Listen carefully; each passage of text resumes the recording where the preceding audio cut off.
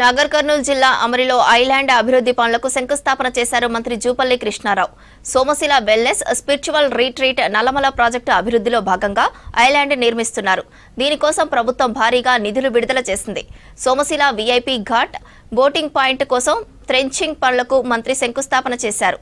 అభివృద్ధి లక్ష్యంగా పనిచేస్తున్నామన్నారు జూపల్లి.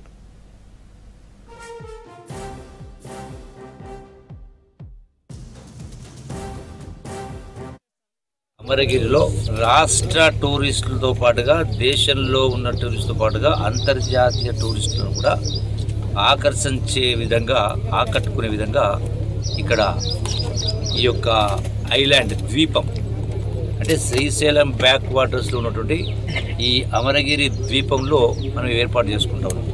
పెద్ద ప్రాజెక్టు ఆల్రెడీ అమరగిరి రావడానికి రోడ్డు కూడా మంజూరు చేయడం జరిగింది. పనులు కూడా మొదలైనవి. తొందరలోనే నాకు తెలిసి ఒక 2-3 మాసాల్లో ఆ రోడ్డు కూడా కంప్లీట్ అయిపోతుంది.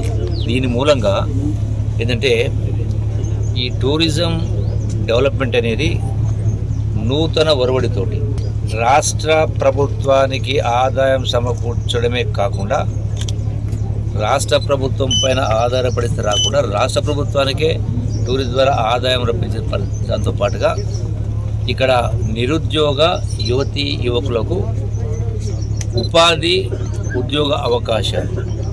సో గతంలో చాలా దశాబ్దాల నుంచి ఈ టూరిజం సెక్టార్ను నిర్లక్ష్యం చేయడం జరిగింది.